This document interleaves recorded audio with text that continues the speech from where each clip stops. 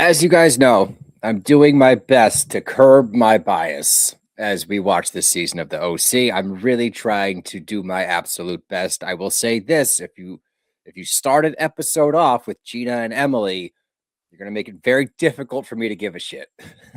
Yeah, what happened to the old English class 10th grade explaining what a hook is? You got to really pull your reader in, or in this case, your watcher, and make sure that they actually care what's going on. It's almost like they do the opposite with this show. But I'm still living in the land of, I think it's just boring. It is what it is. It's just boring, but some things are ticking me off. There's no way that I can have an ironclad armor set for this whole show. Things are going to sneak through. As there's a drive in a deep left field by Castellanos, it will be. Oh man, it's 8 o'clock. And so that'll make it a. I don't need the spotlight. I shine just fine. Hi, I'm Karma, and yes, I am a bitch. Brav Bros. Good evening, everybody. Welcome back to another episode of Brav Bros, your favorite podcast from the bros for everybody, for whoever wants to listen. I'm your co-host, Steele Russell, joined as always by the one and only Goots Dior. What's up, dude? I like that Fancy. one. Wow, it makes Fancy it sound Goots. fancy.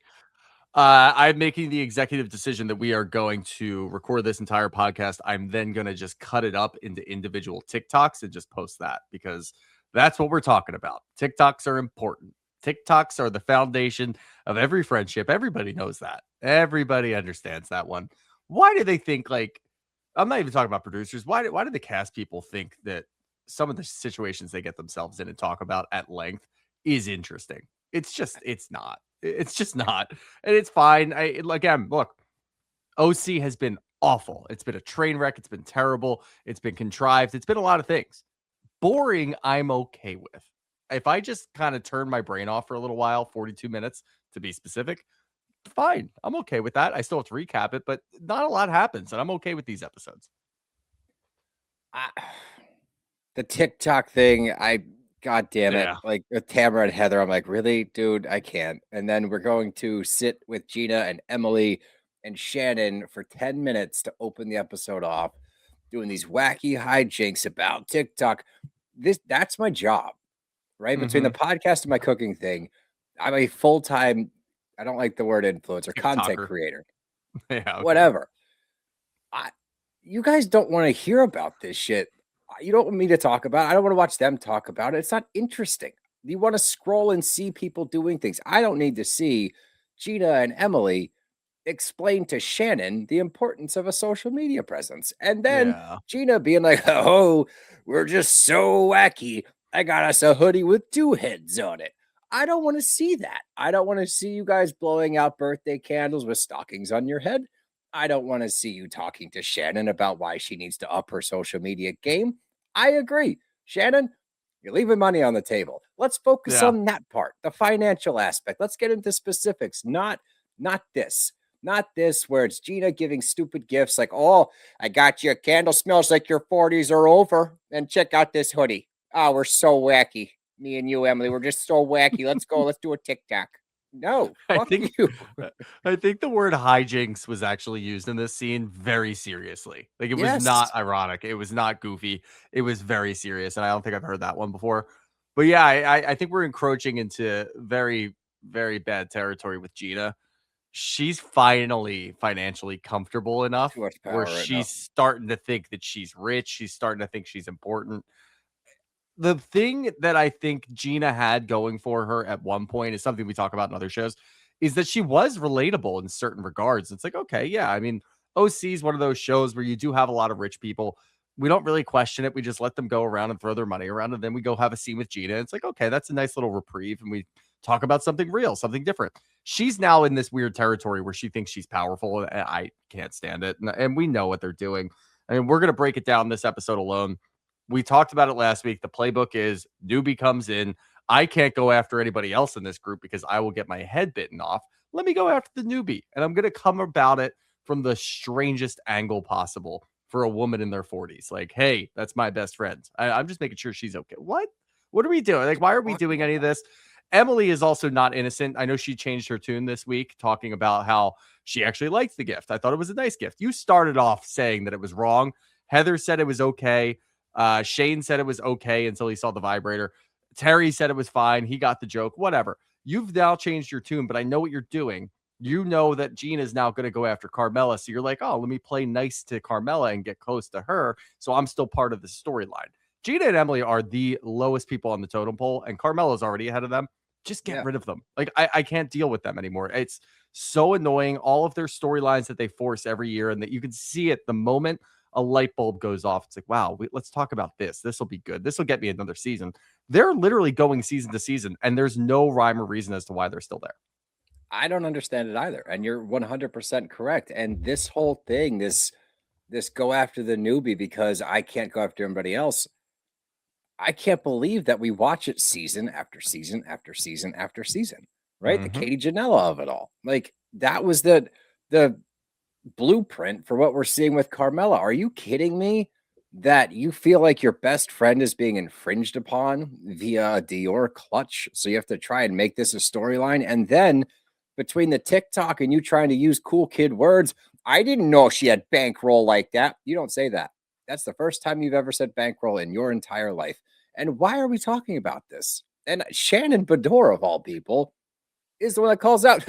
Sounds like she's jealous. Yeah, it does. Yeah, but that's exactly what it is. That's fucking crazy that we are going to make a storyline out of a Dior clutch on a show that is a franchise based on rich, wealthy women. That's something rich, wealthy women do. Here's a $3,000 purse for somebody I just met. That should be a non-factor. Do you know how many gifts we've seen? Lavish gifts from newbies, OGs, whatever. Like, having just met somebody, here's a gift bag. Oh, wow. It's like a fucking Birkin party or whatever it is. It's just, we cannot be frowning or turning our nose up at luxurious gifts, Gina. That's crazy work, because that's what this show is based on. You're in Orange County. You're supposed to be the wealthiest. You guys are supposed to have so much money that you give a stranger a $3,000 clutch. It makes sense. Gina, you don't make sense. And yeah, she's got the bankroll for it. And by the way, listening to her talk about it later, I believe Carmella. She seems legit to me. Yeah, she seems legit. I'm sure she did get something in, like, some sort of settlement from Jeff Garcia, but Jeff Garcia wasn't like, he made money, but he wasn't making that much money. He's not making like Pat Mahomes. I don't know, dude. Those how long was he? Was he a keyboard or a clipboard? What was it? Clipboard Jesus. Yeah, he was a clipboard Jesus, but he was a backup for the majority of his career. Yeah, but still make decent money. Jeff Garcia career earnings. I'm gonna say $30 million. 36, yeah, 36. Okay. Yeah, but 36 over the life of his career, and now we're what, like 15 years removed from him retiring. So either way, I assume she got some sort of settlement. It was enough seed money for her to get her shit started. She explains all of that, and I agree with you. It all sounds very genuine. I do think it's also funny, again, like you said, with Shannon getting involved, and then we're FaceTiming Tamra in the beginning. This was kind of funny just because it's so out of touch and it doesn't make any sense. Vicki can't go back to Puerto Vallarta because she's got all of the things that were going on at the time, where like there was governments being overthrown and like cartel members in the streets and all this shit. And Tamra's thought is, let's have a taco party to make her feel like she's home. Unbelievable. That was funny. I thought that was really funny. I did too. But everybody looking around, they're just like, yeah, that makes total sense. I'm like, why is no one laughing at this? Like, why is no one? I think Tamra's doing it like realistic. I think she's trying to be authentic.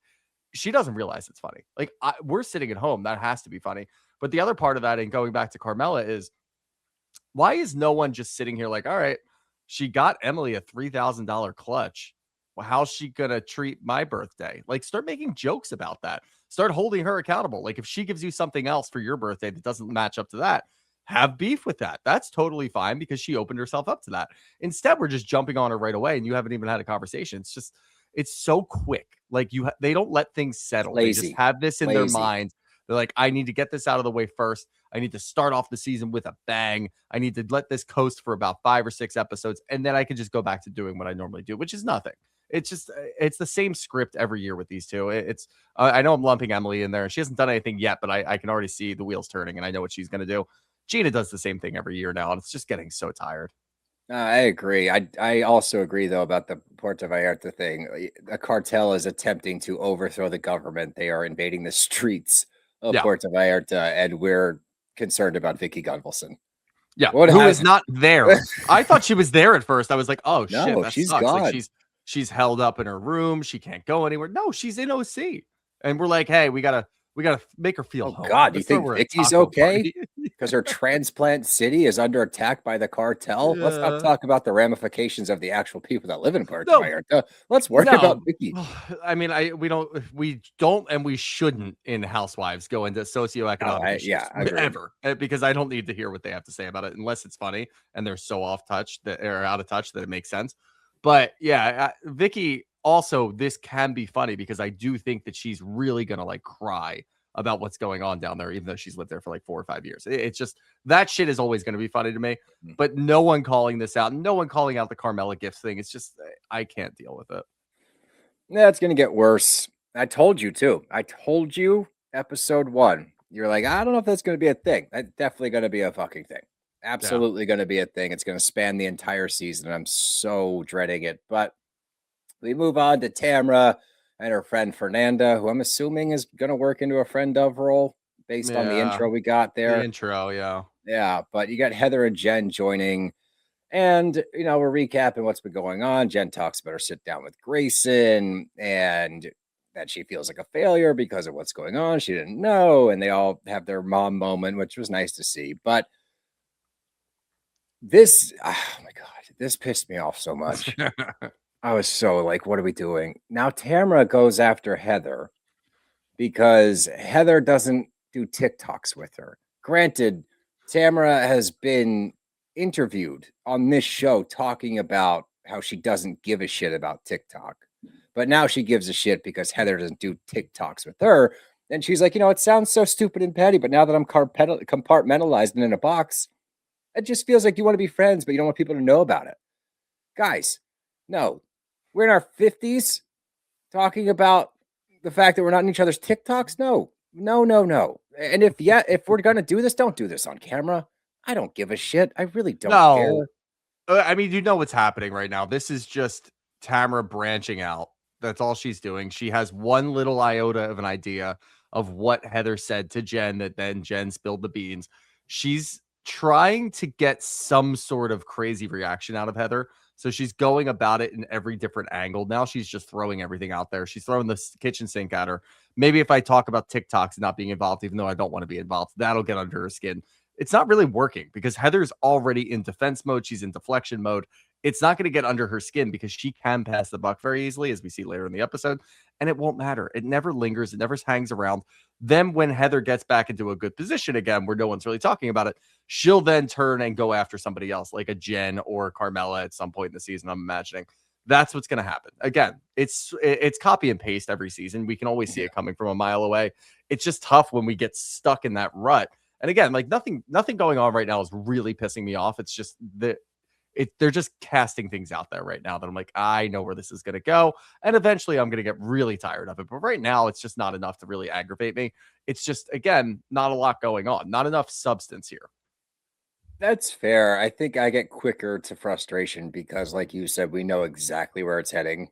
And the first call that we had that this stupid clutch was going to become a storyline, we were right.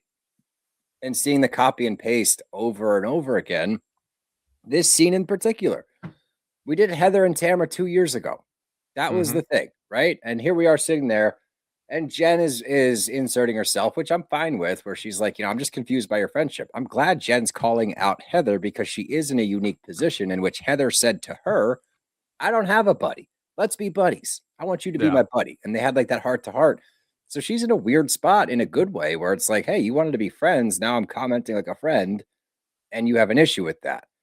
And I like that she's calling out that, you know, it feels like you don't want to get involved in the drama. You cast a stone, then you kind of step aside and let other people kind of clean it up. And then if people try to pull you in, you get all pissy. And that's what we see here. She's like, oh, every conversation, I'm pretty sure I say exactly how I feel. No, you don't. You don't at all. You say one thing to somebody, then you go to a confessional or to somebody there and you whisper something and make a comment about it.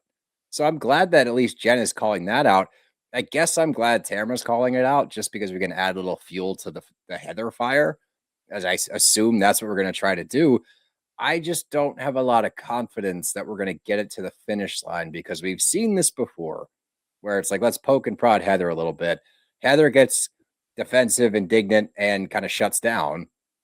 And then it kind of blows over. Or you get Gina, Emily come into her defense, and then she doesn't have to answer for herself. So I guess the lack of confidence in going after Heather is starting to creep in for me, where in the beginning I was like, ooh, maybe we'll get her this season where she'll get rattled a little bit. I don't think so. I really don't. Yeah. I don't think so either. I mean, the whole vibe of this conversation was very weird to begin with because the three of them sitting down, I was not expecting that. I figured Heather was still keeping Jenn at like an arm's length. Like, I don't want you involved in conversations with Tamra because I know what you're trying to do. That's usually what Heather does. So it just had a completely different feel to it. And then when we get into it and Jenn starts calling Heather out for her friendship comments, I'm like, oh, okay. We're really just trying to push it here. We're trying to get things going. And I think this is when I realized what's wrong with a lot of these shows now is it's so storyline focused. Yeah. Everybody's just trying to find that one thing that's good. It's going to last the whole season. We have to try this one. We have to try this. It's just very strategic and stupid and annoying. Yeah, I feel like we've been saying that word a lot, but I mean, because this show's fucking contrived. It is, but I wouldn't even just say OC as like you go to other housewife shows, you can see the shift when it starts to become a bad housewife show is when they start doing that. When they start saying, oh, we have to go after Elisa Barlow the entire season. It's like, why? Just live together. Just do things. There's actual things going on in your lives that bleed over into the show, and we talk about them. And then you get into a big fight because you're not handling those things. Like, what happened to just actually being real and authentic and not trying to go into a season like, all right, what haven't we tried? Because you can see that, and I'll do it with everybody. I know I already said it with Emily, but you can see in scenes like this, like we're applauding Jenn just because it seems different. But we should be like, hey, how about you just live your life? How about you just try to figure out what's going on? And things will come organically. And it just seems like, especially in this show, just because we're talking about it right now, nothing's organic. It's all just the same bullshit every year. And we're trying to put wedges in between friendships because that makes good TV. It's very overly produced. And it's just boring. I agree. But we keep moving and you get Vicki with her son, Michael. And I like this version of Vicki. I mean, she's always been somewhat of a sharer, but she seems to be in just kind of a good place.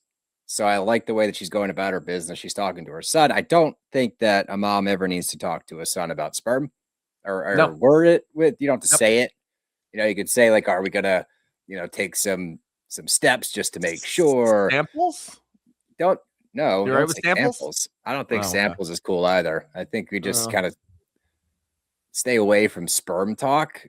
Jizz? No, yeah, jizz. No. What? No, that you're going further away. Seed? There's okay, Jesse. There's no. Dude, that's my point. We can reference maybe, are we going to have babies soon? Are you gonna take the necessary steps to have a baby? If you're not gonna, that stuff. Just hey, are we gonna freeze? First of all, are we gonna have children? Are we gonna freeze your phrasing? Yeah, strange, but whatever. It's Vicki. But it is kind of a interesting thing to listen to, just their family dynamic. He hasn't seen his sister in like 8 years, hasn't met her 2 kids. She lives in Oklahoma. He lives in Spain. It sounds like they FaceTime and stuff like that, but they don't really have like that close relationship, which makes Vicki sad. And then she reflects on her life and she's been open about this, but she talks again about her biggest regret being the fact that she and Don got divorced. That was kind of this turning point in her life. Now she feels guilty and remorseful. And I'm assuming that's because she wanted this family dynamic of like, oh, I live in OC. My kids are down the street. Everyone comes over for Sunday dinner. Right. Now everyone's kind of everywhere. So not a whole lot to take from it. Just like, okay, I like getting further into the family stuff. I want to know more. Like this was interesting to me. Yeah, it's interesting mostly because there's clearly things that are not being talked about. I mean, I haven't seen my sister or her kids. There's 2 kids I haven't met in 8 years. I live in Spain, but you're in OC right now having dinner with your mom, so you could easily go to Oklahoma. So there's clearly some shit going on somewhere in there that we're not really talking about, and I don't know if we ever will. But it was a very interesting situation because it was very nonchalant. Like, oh, yeah, I haven't seen Brianna in like 8 years. I haven't even met 2 of her kids, which is, sad. Like, okay, elaborate, please. Let's see. Let's hear some more. He's like, well, I don't know if I want to have kids. I'm happy living my selfish life over in, wherever the hell I'm going to be, from Spain to Thailand to wherever. Ibiza? It's like, okay, yeah, not there. I'm never going to say that. But yeah, I don't know. There's definitely more here. I just don't know if we're going to get any more out of it. But Vicki is one of those people that she has earned the right to have scenes like this where we're actually interested, because we haven't seen Michael in years. So now he pops back up. It's like, oh, there's Michael there. What's he up to? Nothing. He lives in Europe, but he doesn't have kids. Nothing really changed since the last time we saw him. So that's fine. It's a good buffer scene, especially before we get to the rest of Gina and Emily, especially. But let's keep trucking to another copy and paste direct from last year, directly from the season prior, since Jenn came on this show. Jenn and Tamra. Confessional from Jenn. Tamra's growing and changing so much, I'm genuinely shocked. Oh, really? Really? Shannon's going to say the same thing in about 10 minutes. Guys. Yeah. Every year. I understand that, like, part of these shows is growth, we hope, and making adjustments and becoming better or whatever.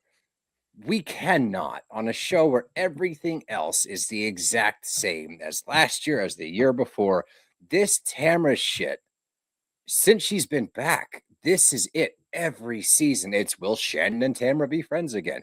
Is Tamra actually changing?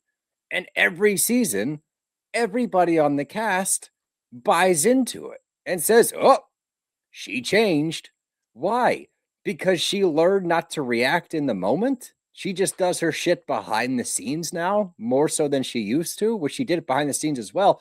But back in the day, she'd have a meltdown on camera. All we've seen her do this time is not react in the moment, but she's still setting up pieces. She's still bringing up certain things at certain times, like the TikTok. She's very strategic. She's very calculated. Everything she's done this season has been strategic and calculated. I don't have a problem with that, because we've given Tamra the props that she deserves over the past few years. Do we like her? No. Do we understand that she's trying to do her job? Yes. Do we respect that? Yes. Fine with it. But we cannot fucking do this again where it's like, I think she's changed. Hey, I think she's changed. Just leave that shit on the cutting floor. There's no reason for us to go to confessionals and hear Jenn say it, hear Emily say it, hear everybody in the whole cast say it. I don't care. I know what you guys think. I've heard it before.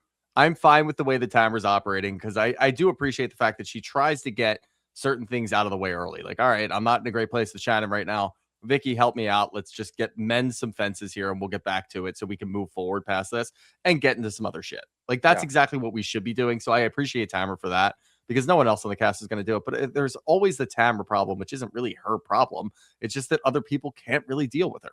Other people can't deal with the angry Tamra that's going to go after her. It's like, you just man up and go after it. Like, it doesn't make any sense to me, because that's where we find ourselves every season.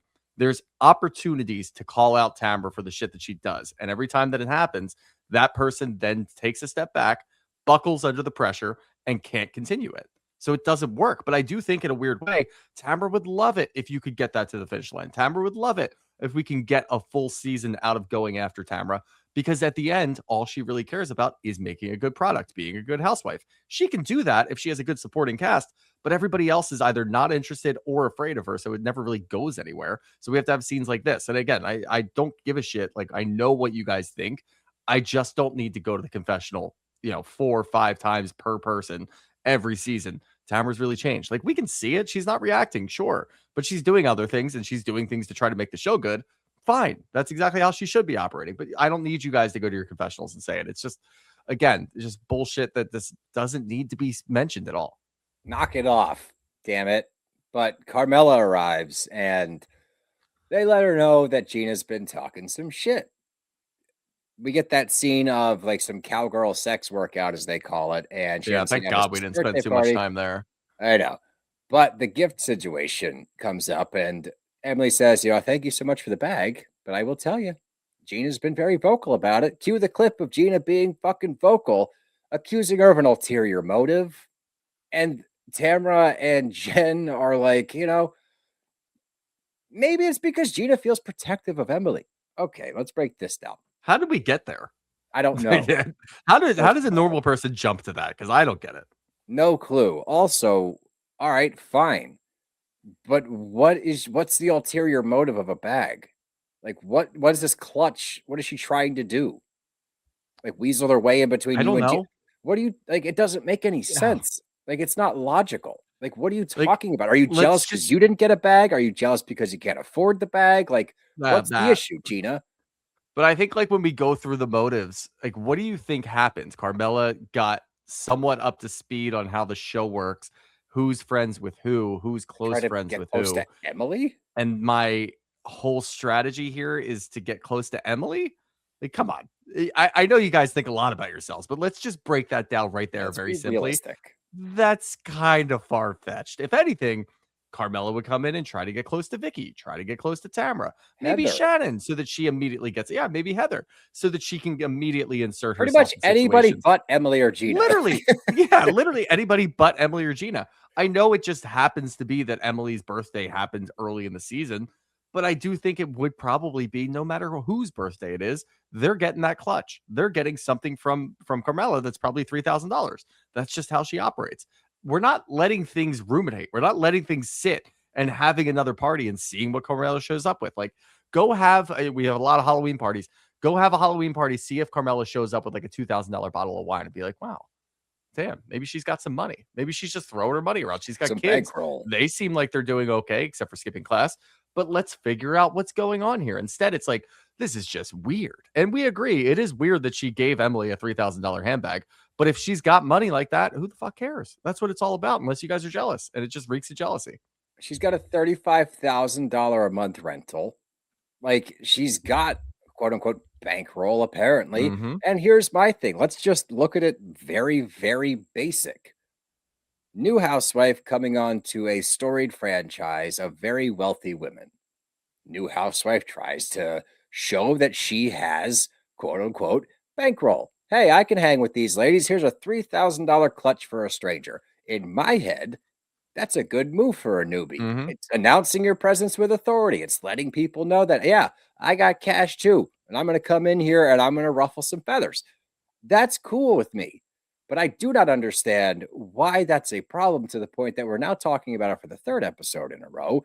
And I'm glad they told Carmela about it. I'm really hoping that what we get from this is she gets pissed and she is able to hold her own against Dumb and Dumber when they start doing what they do between Gina and Emily and teaming up and putting that stupid ass hoodie on and going after Carmela for getting her a good gift. But we do get more about her backstory here. And she's talking about what got her into the quote unquote developer space. And essentially, she's like a luxury flipper, is what I've gathered from this. So she takes houses, buys properties, then flips them, but she caters to a higher end clientele. Makes sense to me. And she, first of all, is like, I've never had so much criticism of my personal finances before. People are asking me how much my rental is. People are worried about the $3,000 bag. Like, that's strange to me. We're with you, Carmela. We think it's strange too, especially on a show about money, but whatever. She talks about her marriage with Jeff and how it fell apart, and they were building this like dream house as their forever home. So she thought, well, since my shit's so fucked up, maybe I can help other people have a nice life. So she sold the house, made $1.4 million on it, and got the bug. And she was like, since then, I've just been kicking ass. And you know what? I love a woman in a man's space. So I really like Carmela. And when she goes to this house that we see immediately after this, and like she seems to know what she's talking about. It doesn't seem to me like one of those scenes where someone, works quote unquote in an office. And then we see the scene of them in the office with just a bunch of random documents walking up to like an assistant and be like, give me 10 copies of these and call Frank. Get Frank on the line for me. I'll be in the office. Yeah, it was very what's her name from Miami?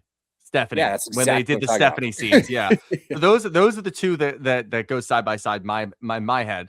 I know this is a forced scene. I know this is a setup. Like, hey, Carmela, what do you have on your docket today? I gotta go see this guy. All right, we're gonna bring the cameras, we'll film this. It's not necessarily rehearsed, but she actually does sound like she knows what she's talking about. She's going about it the right way. And then you have those other scenes like a Stephanie when you go down to Miami, who's holding meetings and in the boardroom, and you can tell everybody's looking around like, all right, like you never do this. I don't want to deal with this. You've never We're been not in the talking office. about you have never been here once. You don't even come up to this floor. You usually just go up to the penthouse and then go back down with your dogs. That's all you ever do. So going at it like that, it's like, okay, yeah, that's enough for me to believe what she's doing. And it seems like it's on the up and up. It seems like it's fine. But God, it's just, I can and can't wait for Gina to drop the, I'm in the real estate game and I've never even heard of you, or I've never heard of what you do. It's just flipping. How about we just admit that it's flipping? It's like, why? Why do we have to admit that it's flipping? Who cares? I don't know. Who really gives a shit? The gated group isn't even on the same level as what she's doing. So just leave it alone. You don't want that kind of smoke, because if Carmella can hold her own, she can go right back at Gina and be like, what is this fucking gated group that you started? What do you have, like 3 properties? You and your weird fiance sell them and then go around talking about it all day and make TikToks? You make doesn't ball really jokes. Sound that good to me. Yeah, like I just don't get it. I don't understand. And this is what we expect. This is what you get. And we've looked for it for years. When it comes to a newbie, when it's Gina or Emily going after Katie, they can't hold their own. They're not good housewives. But for whatever reason, the other person that they're going after can never quite get it right. And all you have to do is just be a little mean. Just be a little mean and attack their personal lives. That's enough. They'll move on. I think Carmella's got it in her. I really do. I think she's up to snuff to kind of. Sure, I hope she is, but she's just to bat them away like a gnat. Like, hey, you two, shut up and go wear your hoodie together. Yeah. And yes, obviously the scene's played up. When she's like, you know what I really like to do in this game? Instead of putting it at 9-4-9-5, why don't you put it 8-9-9? It's called a bidding war. And then you have multiple people fight. Oh, shit. Never thought of that. That's genius. But it does seem like she knows what she's doing. Like, I just want her to bop those two and be like, hey, Dumb and Dumber, knock it off. Hey, gated group. One of my properties makes what you make in a year. All right. Yeah. Like, stop. Oh. And like, she works for the Oppenheimer group, which is what, $1 million listing. So like, all I need is somebody to shut up Gina, because apparently she's the only realtor in Orange County. She's the only one that knows anything about real estate. That's what I'm saying. Now we're in a bad place. She was better when she was poor and relatable. Now she's not. She's upper middle class, and that's the worst thing that could have happened, because now she's annoying. Like that's where we got to. So I don't like the outlook on that. And what Emily's doing is she's playing nice to Carmella. She's gonna flip. We all know she's gonna flip at some point, because she's got Gina's back. Carmella's gonna say one thing about Gina questioning her, and it's gonna be on brand, and it's gonna make a lot of sense when Carmella says it. But Emily's gonna be like, that was a little too far. Now I got to switch over to Gina. Like, we know you're switching back. Just like, you're not really giving her a fair shot. You're just getting close to her so that when she says something, because she thinks you're friends, you can go running to Gina and probably Heather, and they'll have a whole big issue with it and clutch their pearls. And like, we know it's coming. Just get it over with. Like, do it soon, please. Or just shoot me instead. Yeah, that works too. God damn it. Let's get to Tamra, Vicki, Shannon, and Heather for a little whale watching boat day. I love Vicki being like, once we see a whale, can we just go home? It's like, Vicki, this is your day, dude. You planned this whole thing, but you keep being you. Thank you for being you. And she's talking about going back to Puerto Vallarta immediately, where everyone else is like, whoa, like maybe takes. She's like, no, as soon as they call me, I'm going back. I don't give a shit. The cartel doesn't scare Vicki Gunvalson. Doesn't she have she has like a visa issue right now too? Like, why does she want to go back so quickly? You might not be able to get back to America to film the rest of your show. So I don't know what you're doing.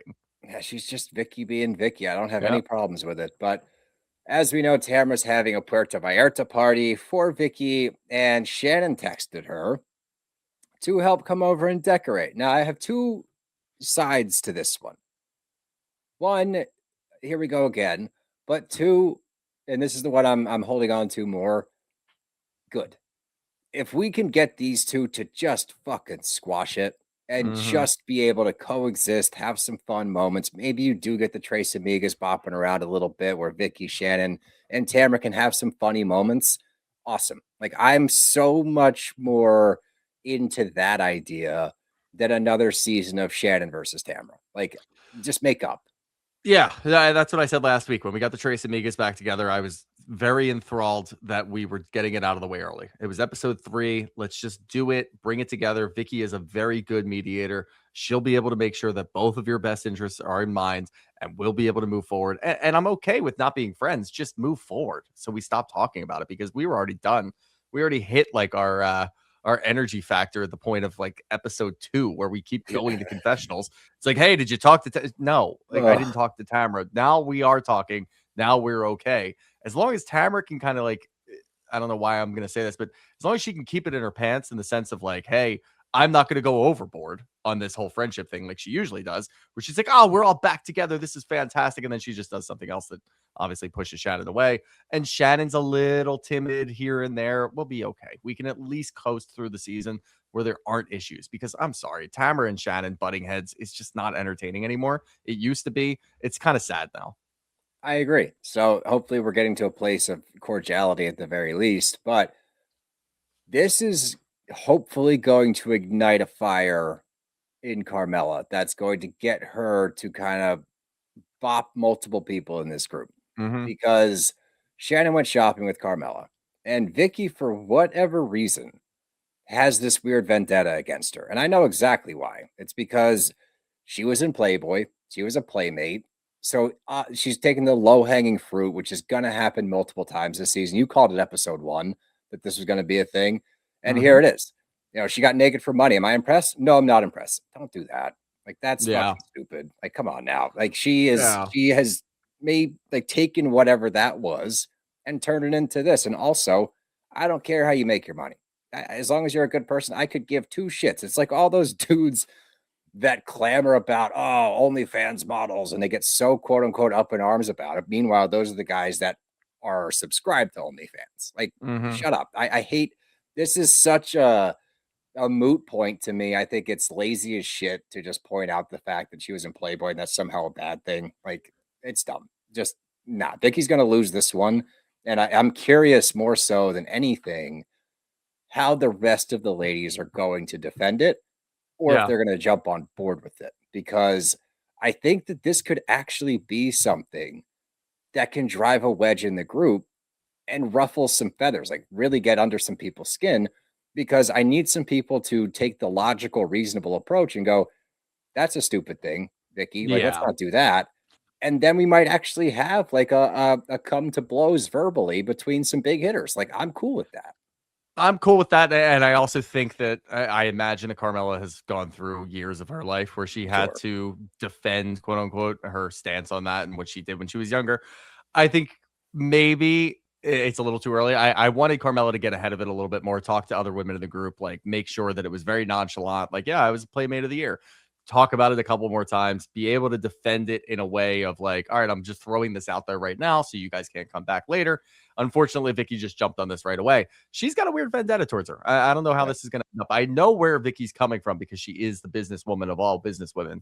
So she's looking at it like, I don't know what you do. Why don't you just admit that you flip houses? And that might be a little annoying. It could also be funny because it's Vicki. So I don't really care about it that much. But don't go into the Playboy stuff. Just leave that out there. Maybe make a comment here and there and just to see how she goes. But otherwise, leave it alone. Yeah, you said it like literally we got introduced to Carmella, and that was your first comment. It's like, this is gonna happen. And here it is, it's happening. Like I said, I'm much more so interested in how the rest of the group responds to it. I think Carmella, like you said, has probably dealt with this in the past. She can handle herself. So yeah, exactly. So it'll be interesting. But yeah, it's just the wacky Shannon shit. Like, I can't, like, do they breathe water? No, dude. And then immediately after that, you get wacky Shannon falling on the stairs, going into Tamara's house to decorate for another Pratt. No. That's why I'm happy we didn't get the cowgirl sex aerobics or whatever the hell it was. I know that Shannon was just doing that the entire time, and it would have really, really pissed me off. Like, here's the thing: even if it's real production, cut it. Just cut it. Don't put it in there anymore, please. For us, for our sake, just for me and Shooter's sake, if nobody else. Yeah, just for us.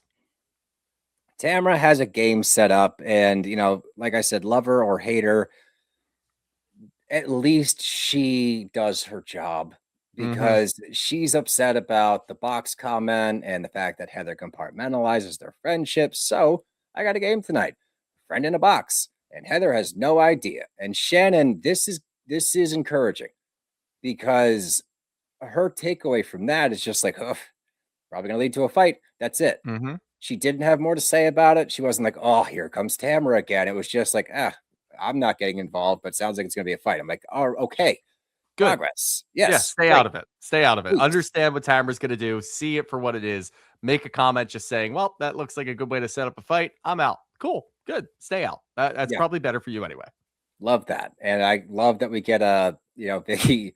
Everyone else just tired. It's a weird season in the world. And we get the Mercury in retrograde will always make me laugh because my mom is a big Mercury in retrograde person. Mm-hmm. I don't know if you remember in high school, she would tell us all, like when you guys would come over to my house, she'd let people know. And I still, to this day, in the family group chat, will get a text message at like 1 a.m. Yeah. Just a heads up, guys. Mercury's Just retrograde. So just be careful out there. You got to be careful out there when Mercury's retrograding. But it's the Puerto Vallarta party. So obviously we're drinking margs, we're eating tacos. Hey, where's Carmella? She's in Santa Fe with her family. Oh, yeah. Because she doesn't live here. She just rents a place to pseudo live here. Based on what?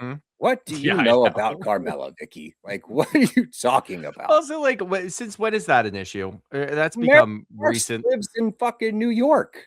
I know. That whole thing is so stupid. Like, what do we care? We're gatekeeping now. We're gatekeeping. No. I actually, you know what? Gatekeeping the OC makes a lot of sense. But if she's paying $35,000 a month, who cares? It's not the end of the world. By the way, turn to your left. Look at Heather. She doesn't live in OC. She lives in Beverly Hills now. So what are we talking about? It's picking and choosing, and it's an OC faux pas. We are going to go after the newbie because we don't want new people on this show because we want to spiral in mediocrity until we get canceled. Yep. That's pretty much. Just shush. But yeah, the semantics game of this whole thing, you said because it's Vicki, it might be funny. I don't care if she's a house flipper. I don't care if she calls herself a developer. As long as she is actually doing her job, whatever that job is, I'm fine. But it's going to get pushed to a different level because now Vicki is a dog with a bone and you got Gina that's going to be in Vic because Gina doesn't have the balls to do it. She's going to talk shit about the newbie when push comes to shove. Carmella's going to put her in a box. But Gina knows she can rile up Vicki. She knows she can be in her ear talking about what Carmella's doing and what Carmella's claiming to be. And Vicki is going to go full throttle because Vicki has an issue with Carmella being in Playboy. So it's like you can see it starting. It makes more sense now if you go back to the first episode when Carmella came in and she met Vicki and goes to her confessional saying, I'm not bowing down to anybody. That makes me think that there is some point where we're going to be butting heads. But hopefully it's one of those things like a mutual respect thing. Like, all right, we can get it out of the way. You guys butt heads. Then you look at each other. You're like, all right, cool. We can move forward. This is fun. Yep. We'll be all right together. That's what I'm hoping anyway. Yeah, fingers crossed. But Jenn, Tamra, and Emily get a little split conversation. And Jenn, Tamra, and Emily are off to the side. And they let Jenn know that Heather's upset because she feels like you're too invested in her and Tamra's friendship. And by the way, she thinks you're obsessed with Tamra. Very interesting choice of words for the exact reason that Jenn lays out later. This was a whole thing from Tamra.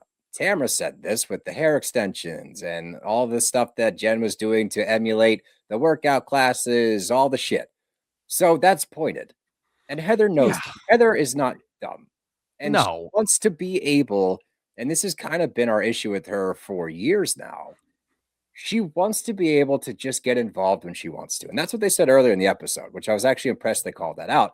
Yeah. She wants to dip a toe and then she doesn't want to deal with it. It's like, no, this is classic to bro deflection. This is what we've seen for years. All she's going to do, throw another thing out there. You know what? Tamra and Jenn, maybe they're not as close as they were before, and maybe they're still repairing their friendship. I'd rather the two of them fight or somehow bring up some old emotions so I can just sneak out the back door. That's all she ever tries to do. And it's annoying to us because it's very obvious and you can see it coming from a mile away. But every time it just works because it gets somebody else riled up and then the whole situation shifts and we forget that Heather was in the middle of it to begin with. So it doesn't make any sense to me because it's not good for storytelling. It's not good for a show. We want to watch her be involved for multiple episodes, try to defend herself, try to get back to good graces with somebody else, whatever it might be, and then we can move on. But she never gets to that point because she's able to spin it in a different way and get somebody else involved and then take a step out. So again, it looks like this is what we're doing, but maybe not because of how this whole thing goes. I don't know. I have no hope though.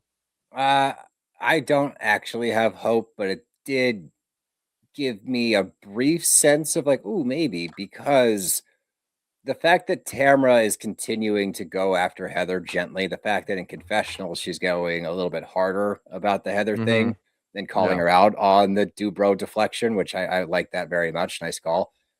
It does give me hope that she's not going to let this go this year. And that's going to Mm-hmm. be our saving grace. If Tamra doesn't let it go, because she can hold on to something better than anybody. And Yeah. if this is what she's decided to lock in on this season, then she's going to keep pushing. And the thing is, as you see in this scene, as they play the friend in a box game, that Gina has to point out, oh, she didn't even change the name of the game. should have been fuck you, Heather. Too much Brutal. power. She has too much power. Damn it. Yeah. Production, do something about this. And I think the other funny thing is the way that we talk about this and the way that we want things to happen. When I play that out in my head, Tamra versus Heather the entire season isn't really that entertaining. It's really not that fun. It doesn't really matter. It doesn't move the needle, but it's a little different. So don't take us saying this as like, wow, that would be great. There's nothing you could really convince me at this point that this show is going to all of a sudden be great. There's no turning point. There's no involvement from somebody doing something that they haven't seen before. We're just looking for things we haven't seen before. If we see something that we haven't seen before, even though we know it's not going to be good, at least it gives us something different to talk about. We get to analyze something else. Otherwise, we're just doing the same thing that we do every year. And by the time we hit like episode 16 or 17, that OC fatigue just sets in and we are done. 16 or 17. Wow. I don't think that it's like 6 or 7 for me. But yeah, as I was saying, like what you do see in this scene when Heather's trying to defend herself, because we go through everybody and most of them are pretty nice for the most part. You know, Tamra obviously is like this to me, watching this. I'm like, this is a move, guys. Like, you know that Tamra's playing a game right now. She's just reading everything. I completely agree with everything that you guys are saying.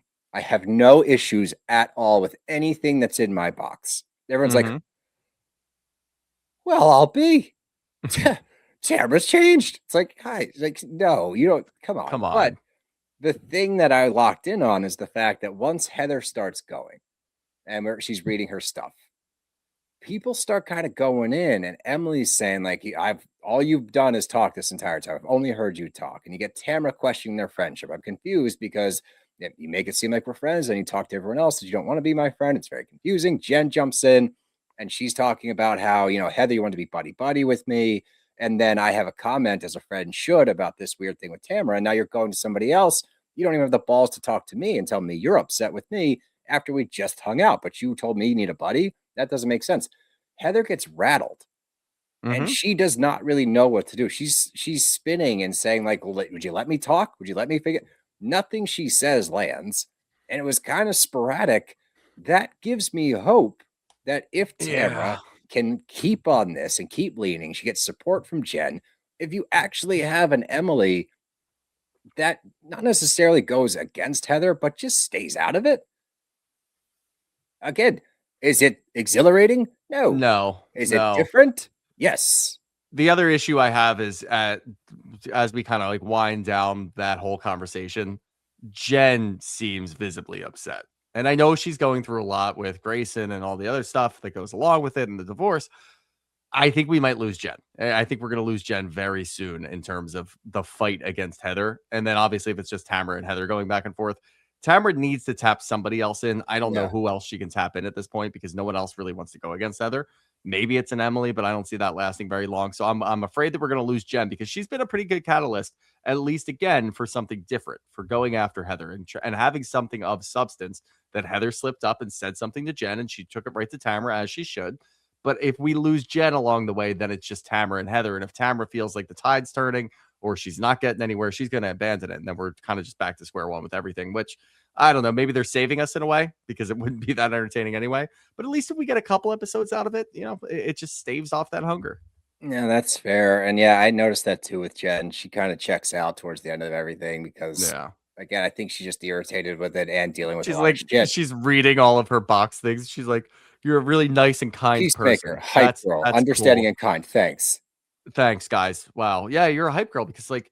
Yeah, we got Debbie Downer over here with Vicki, and you're the hype girl. You guys could learn something from each other. Like, yeah, thanks, guys. Thank cool. you. It's Let's so move nice on. to I'm you like, too. Jenn, you're checking out, aren't you? Yeah, it's not a great look. I hope maybe she rallies back. But again, the episode ends with Tamra reading her thing, right? Or sorry, Shannon reading hers. And then Tamra's like, you hold grudges. Kind, but holds grudges. You want to move forward with me, but you still seem hesitant. Tamra, you said 3 weeks ago at the Quiet Woman, Quiet Lady, whatever that restaurant's called, that she was a drunk that will never get a man. That was 3 weeks ago. Okay? So for you to sit here now and then pull a Tamra and fake tears again, then when you texted me the other night, I just started crying. I was like, oh my God, here's my friend. It's like with the good old days. That I don't have a problem with. Tamra's being Tamra. We knew this was going to happen. Fine. I'm glad that Shannon is allowing herself to hopefully move forward. Tamra, obviously, she's still hesitant. Again, 3 weeks ago, you dragged her. My issue's not there. It's just looking around the group and everyone's like, holy shit. Who is this woman? Tamra Judge, reincarnated. Wow. Therapy's going well. Good for her. Oh my God. Yeah, I don't know, bro. It's just, I'm trying. I'm really trying. Yeah. I texted Dev and was legit like, hey, is this season as bad as I think it is? Or do I really just have a bias against this show? And she said, I hate it too. So I do. Yeah. Look, right now, I think it's just boring. It's not even like, it's not bad. It's not good. It's just boring. So I'm hoping we at least get like a couple episodes here where it's a little entertaining. Yeah, I don't know, dude. I don't know. Let's get to some questions.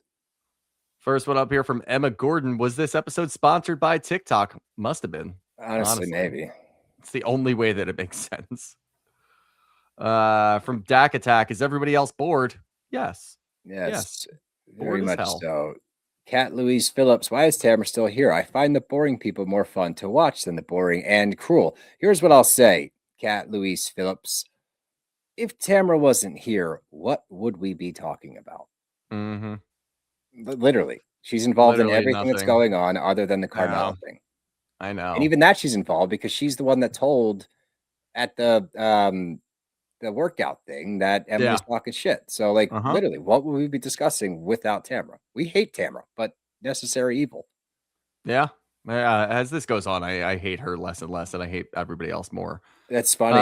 Same. I always I go into the season thinking that I hate Tamra, and then I watch. I'm like, oh, you're not the problem. I hate everybody else. She's not. Yeah, exactly.